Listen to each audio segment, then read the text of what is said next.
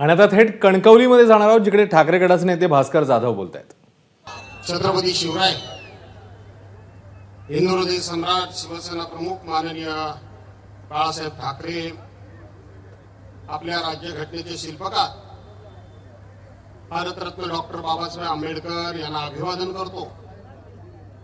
आपल्या पक्षाचे पक्षप्रमुख आणि महाराष्ट्र राज्याचे माजी मुख्यमंत्री आदरणीय उद्धवसाहेब ठाकरे, सौभाग्यवती रश्मीवहिनी ठाकरे, आपल्या सर्वांचे लोकप्रिय खासदार आणि आपल्या सर्वांना आपला घराघरातला मित्र वाटावा अशा पद्धतीचे शिवसेनेचे नेते विनायकजी राऊत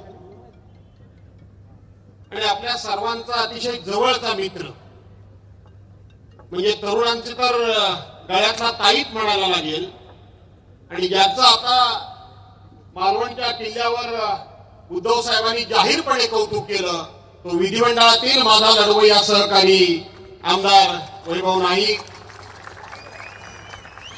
संपर्क प्रमुख अरुणजी दुधवाडकर, व्यासपीठावरील विधिमंडळातील माझे दुसरे सहकारी श्री रमेशजी कोरगावकर, वरुणजी सरदेसाई, व्यासपीठावर सर्व जिल्हा प्रमुख, महिला पदाधिकारी, पत्रकार मित्र आणि मोठ्या संख्येनं उपस्थित असलेल्या बांधवांनो, भगिनींनो आणि सहकारी मित्रांनो, खरं तर या सिंधुदुर्गामध्ये आपण मला बरेच वेळा ऐकलेलं आहे आणि नेमकं कोणत्या विषयावर बोलावं याचाच थोडासा मी विचार करत होतो.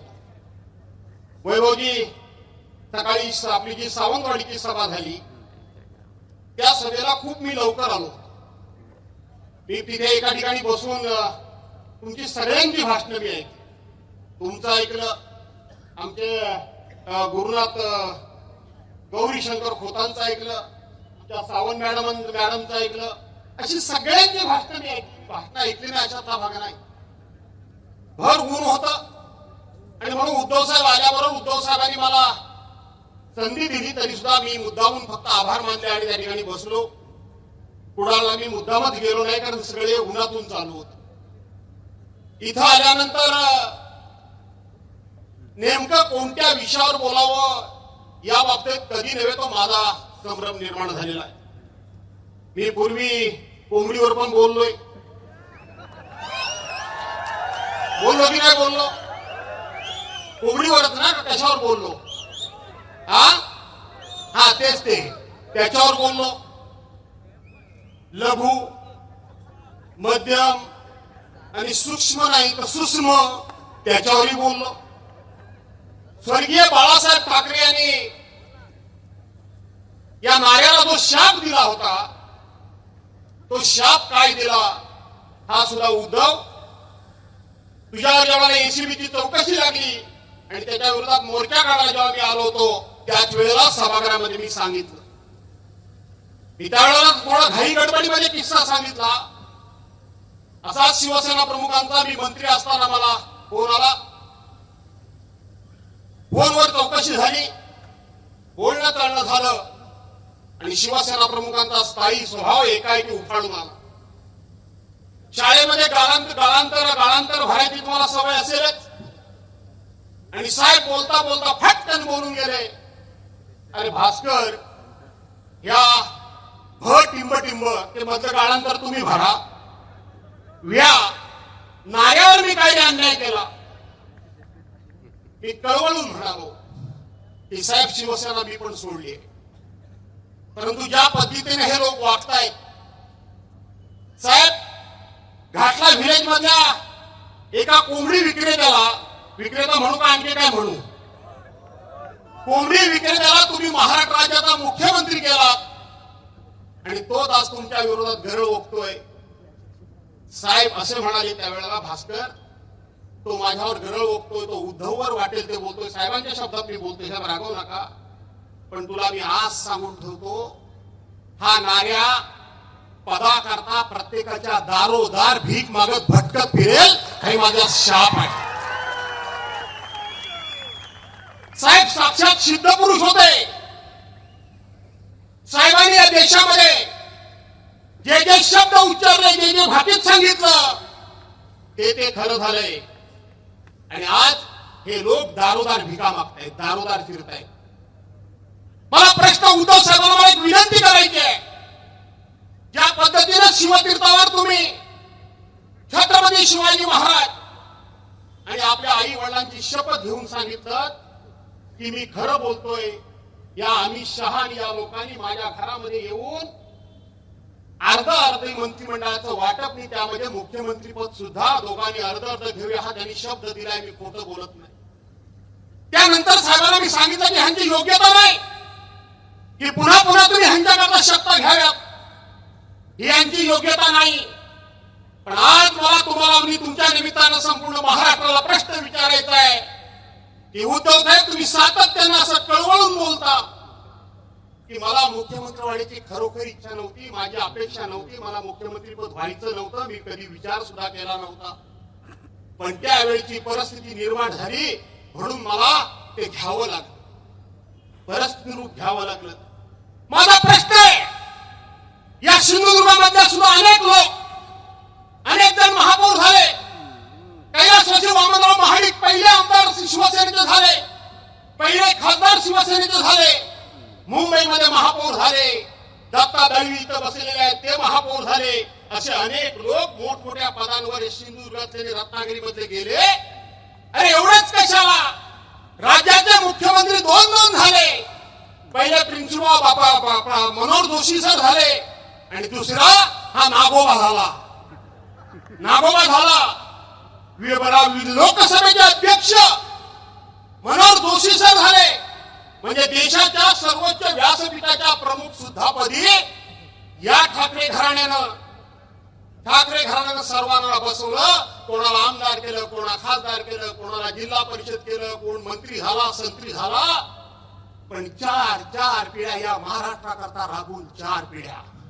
कैलासवासी प्रबोधनकार ठाकरे असतील, कैलासवासी बाळासाहेब ठाकरे असतील, आज माननीय उद्धव साहेब असतील, नाही तर उद्याचं आमचं भावी नेतृत्व माननीय आदित्यजी साथ असतील. 4 पिढ्या या महाराष्ट्रामध्ये, या महाराष्ट्राच्या स्वाभिमानाकरता, या महाराष्ट्राच्या अस्मितेकरता, या महाराष्ट्राला देशामध्ये ताकदीने उभं राहावं याकरता आयुष्यातल्या 4 पिढ्यांनी आपलं आयुष्य वेचलं. अनेक संकट अंगावर घेतली, अनेक पदं आम्हाला दिली. अरे एखादं पद जर अपघातानं किंवा अनावधानानं किंवा परिस्थितीमुळं उद्धव साहेबांनी जर घेतलं असेल तर तुम्हाला वाईट वाटायचं कारण काय? ही महाराष्ट्राची संस्कृती आहे, हे कोकणाचे संस्कार आहेत.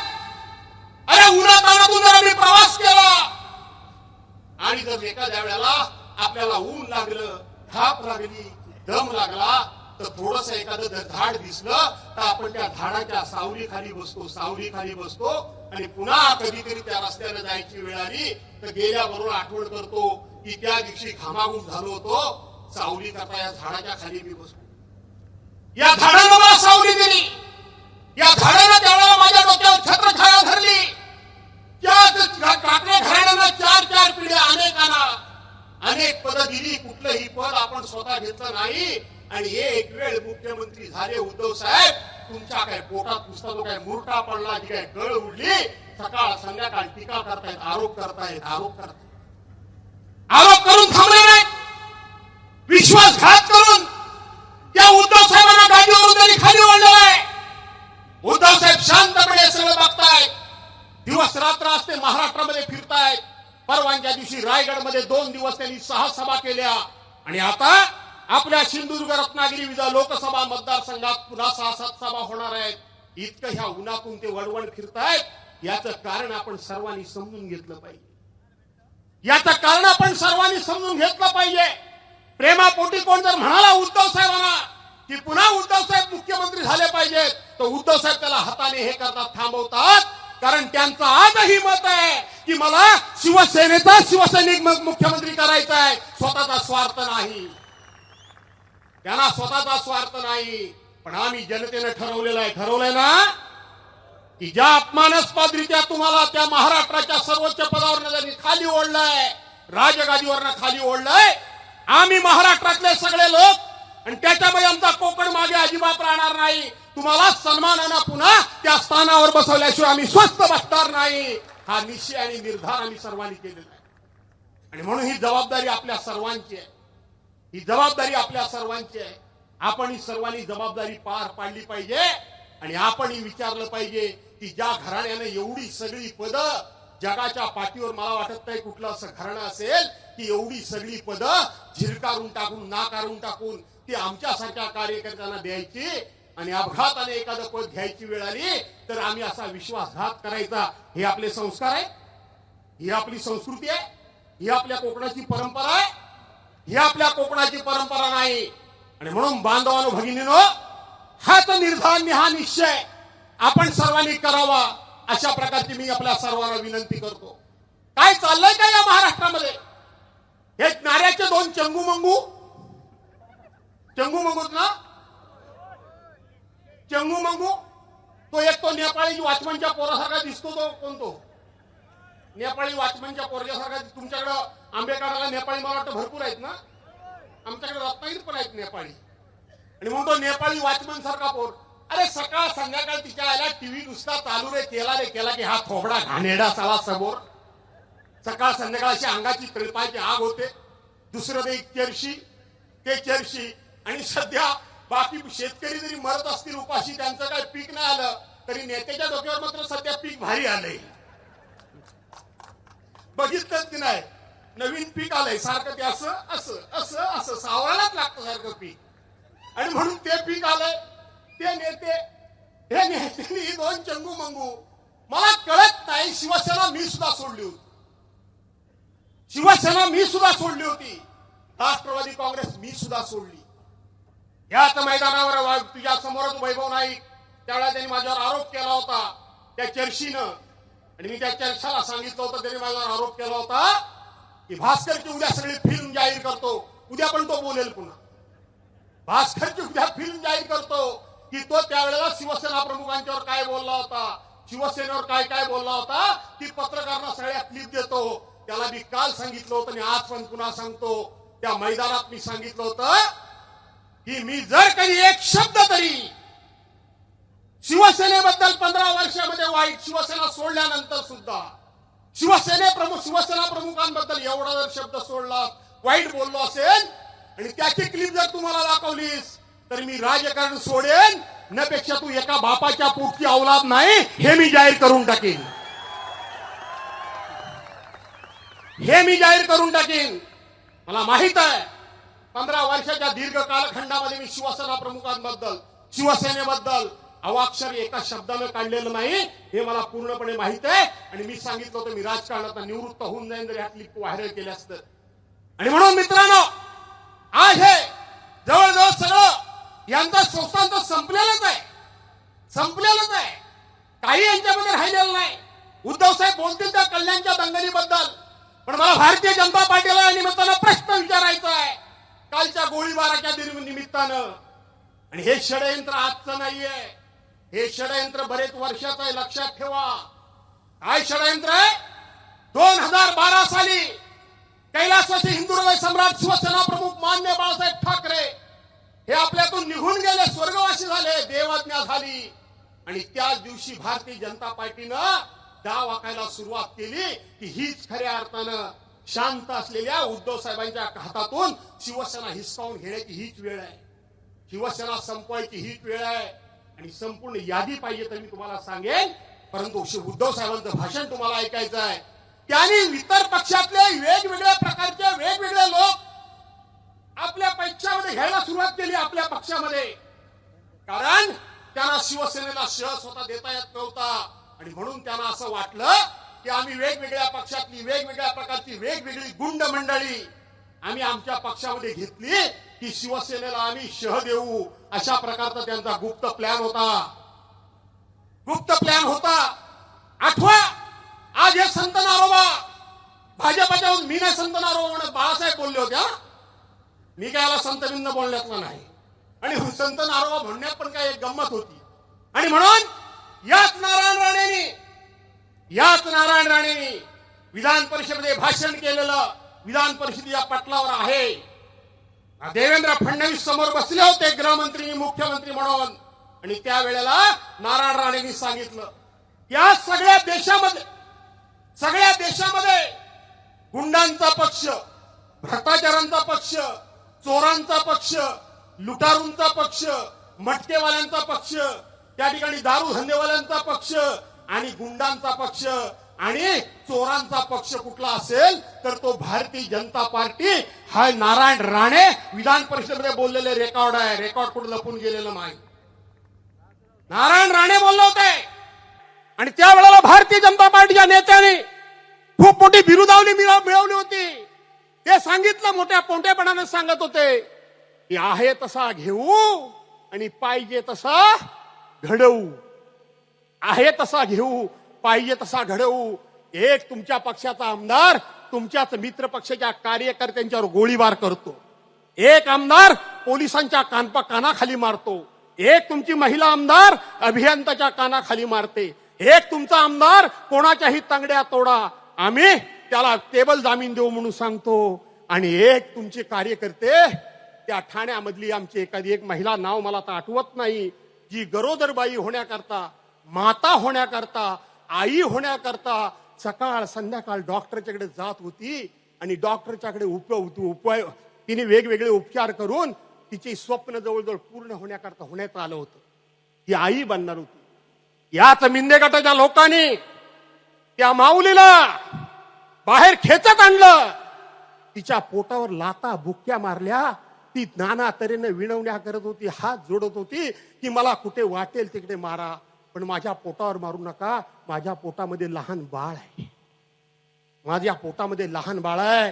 माझ्या महिला भगिनींना माझी विनंती आहे की अशा प्रकारची टाहो फोडणारी, आपल्याला उद्या मूल होणार आहे अशा प्रकारचं स्वप्न बघणारी एका महिलेला या मिंदे गटाच्या लोकांनी, त्याच्या कार्यकर्त्यांनी तिच्या पोटामध्ये लाता घालून ती आता कधीच आई बनणार नाही अशा प्रकारे एक प्रकारचं तिच्या बाळच पोटामध्ये मारून टाकलं. अशी नालायक माणसं सत्तेवर ठेवायची आपण?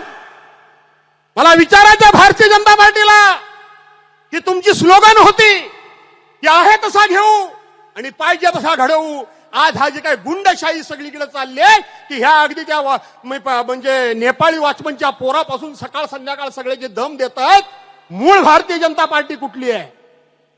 मूळ भारतीय जनता पार्टी ही गुंडांची पार्टी आहे का खऱ्या अर्थानं एकेकाळी 50 वर्षे ज्यांनी एक ना एक दिवस आमचा दिवस उजाडेल या करता दिवस रात्र तत्वा करता ध्येया करता उद्दिष्टा करता आणि निष्ठे करता आयुष्यभर सतरंजा उचलल्या त्या प्रामाणिक कार्यकर्त्यांची पार्टी आहे. हे एकदा सिद्ध करा, हे एकदा जाहीर करा की तुम्ही हे लोक घडवलेत, हे मूळचेच गुंड होते की तुमच्या पक्षात आल्यामुळे गुंड झाले. त्यामुळे तुमच्या पक्षाच्या खुलेआमपणे आमदारांना गोळीबार केला. कुठे केला गोळीबार? भर पोलीस स्टेशनमध्ये. आणि म्हणून हा चितला हा नेपाळी काय तो आहे तो पोर सोलापूरमध्ये बोलला होता की काय वाटेल ते करा आणि सागर बंगला म्हणजे देवेंद्र फडणवीसांचा बंगला, त्या बंगल्यावर फोन करा, सगळं काय अलबेल होईल. त्याचं आणि ह्याचं काही कनेक्शन तर नाही ना? ह्या गोळीबाराचं. हे सुद्धा तपासला पाहिजे. जशा पद्धतीनं उद्धव साहेब तुम्ही म्हणता की मुख्यमंत्र्यांच्यावर आरोप केले पाहिजे, तेही चौकशी झाली पाहिजे, तशाच पद्धतीने हेही कनेक्शनची चौकशी झाली पाहिजे असं माझं स्वतःचं मत आहे. आणि म्हणून मित्रांनो, आपल्याला उद्धव साहेबांचं भाषण ऐकायचं आहे, पण दोघांबद्दलच फक्त बोलतो. हा आमचा वैभव. मगाशी उद्धव साहेबांनी खुलेआमपणे छत्रपती शिवाजी महाराजांच्या सिंधुदुर्ग किल्ल्यासमोर मावळतीच्या सूर्यासमोर खांद्यावर हात ठेवला आणि सांगितलं की हा माझा लाडका वैभव. अशा प्रकारचं त्याचं कौतुक केलं. का केलं? तर त्याने छत्रपतींचं मंदिर आहे सिंधुदुर्ग किल्ल्यावर, त्याचं उत्तम प्रकारचं सिंहासन बांधकाम केलं. याचा अर्थ सिंहासन, याचा अर्थ बैठक. महाराष्ट्रामध्ये 20 जून 2022 ज्या घटना घडल्या त्या घटनेमध्ये सगळे निघून गेले, पण आम्ही 10-15 जण आहोत. या 10-15 जणांमध्ये या उद्धव साहेबांना कदाचित कल्पना नसेल, पुऱ्या कोकणातल्या सगळ्या आमदारांचं तुमच्याच कारकिर्दीमध्ये मंजूर झालेल्या कामाची सगळ्यांचं त्या ठिकाणी स्टे उठवला गेला. फक्त आम्ही दोघेच राहिलो. एक माझा एक माझा वैभव आणि दुसरा मी. आम्ही दोघांनी ठरवलं काय वाटेल ते होईल, 4 कामं कमी होतील, जाऊ जनतेच्या दरबारामध्ये आणि जनतेच्या दरबारामध्ये कैफियत मांडू की आम्ही कामं प्रामाणिकपणे करत आहोत. पण ह्या बिंद्यांच्या सरकारने जाणीवपूर्वक आमची कामं रोखलेली आहेत, पण ह्यांच्यासमोर गुडघे टेकायचे नाहीत. हा जेव्हा विचार मी मांडला त्यावेळेला मला ताटपणे साथ जर कुणी दिली असेल तर ती माझ्या वैभवनी दिली, वैभवनी दिली. आणि म्हणून या वैभवला सांभाळण्याचं काम तुमचं आहे. उद्धव साहेबांच्या तो मागे उभा राहिला, तुम्ही त्याच्या मागे उभे राहणार का नाही राहणार? का कोणतरी त्याच्या का त्या वैभवच्या विरोधात मी ऐकलं, तिथे मी थांबलो होतो, कोणतरी म्हणले चेरशी उभा राहणार आहे. माहितीये का नाही चेरशी? तो चेरशा उभा राहणार आहे म्हणले. उद्धव वैभव भाषण आता बंदच करतो. आणि वैभव मी तुला सांगतो, मी सकाळपासून हा सगळा कानोसा आजूबाजूला घेतला माझ्या सवयीप्रमाणे. काही चिंता करण्याचे कारण नाही, कारण शेवटी हा जिल्हा कोणाचा आहे? नाथपाईंचा जिल्हा आहे, मधु दंडवतेंचा जिल्हा आहे, शिवरामराजे भोसलेंचा जिल्हा आहे, हा जिल्हा वामनराव म्हाडकांचा आहे. अशा अनेक उच्च विद्यापीठित लोकांचा हा जिल्हा आहे. त्या जिल्ह्यामध्ये या चर्चांना थारा या जिल्ह्यातली जनता देणार नाही, देणार नाही. तुमच्या प्रामाणिकपणाला देतील. आणि दुसरे बघा हाताच्या घडी घालून कसे बसलेत नम्रते उद्धव साहेबांच्या कडेला. खासदार ह्यांना कोण खासदार म्हणेल काय? कोण म्हणेल? शिवसेनेचा नेता कोण म्हणेल? कोणाचं बारसं असू द्या विनायक राऊत पोचले, कोणाचं लग्न असू द्या विनायक राऊत पोचले, कोणाचं मैत असू द्या विनायक राऊत पोचले, कोणाचं कार्य असू द्या विनायक राऊत पोचले, कोणाच्यावर अन्याय होऊ द्या विनायक राऊत पोचले, नाही तर कुठं भजन असू द्या विनायक राऊत टाळ वाजवायला आणि नाल वाजवायला पोहोचले.